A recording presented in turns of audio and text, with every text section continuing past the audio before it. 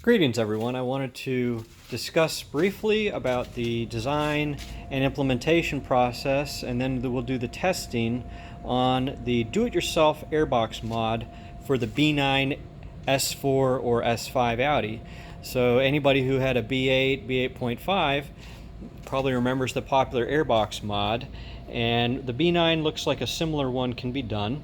In fact, if you look at what most of the aftermarket companies are doing with their airboxes, they're doing three things. So one of them is they're replacing the accordion right here with a smooth tube, whether it be a carbon fiber tube that comes up to here and then has a coupler, and that would be in like 034's case.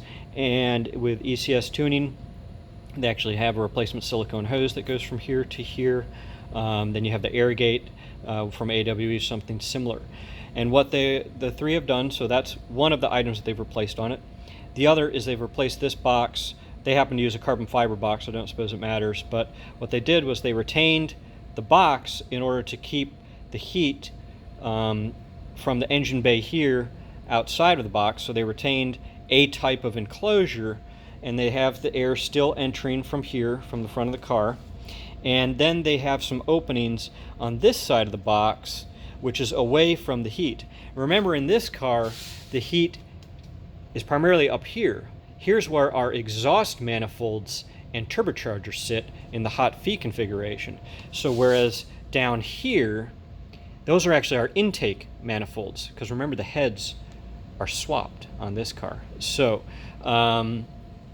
this gives us actually a little bit more flexibility to not have to worry as much about all the hot air that was traditionally coming in from all around here. And remember when the turbochargers used to sit down here, like right next to the box. So we have a little bit more flexibility on this one. So what we'll be doing is we'll be doing a little bit of what these aftermarket guys are doing. We're gonna get ourselves a nice smooth silicone intake.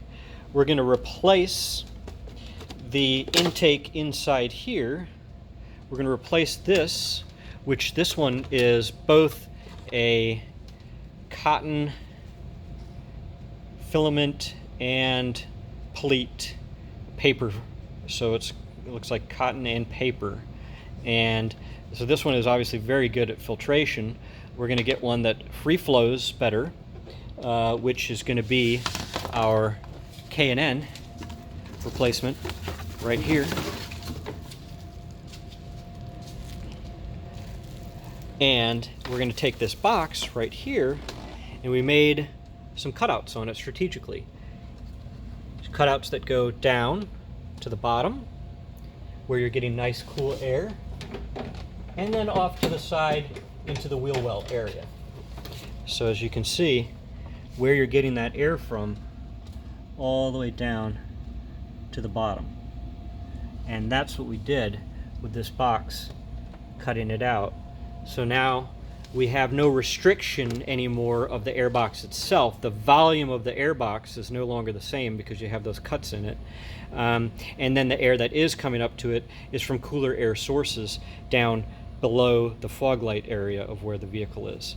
So what we're going to do now in order to see how it worked is we're going to put all this stuff together, and then we're going to get out and do the only way we can really test this accurately, which is we're going to do controlled condition data logging and controlled condition acceleration runs with the stock box versus our modified box.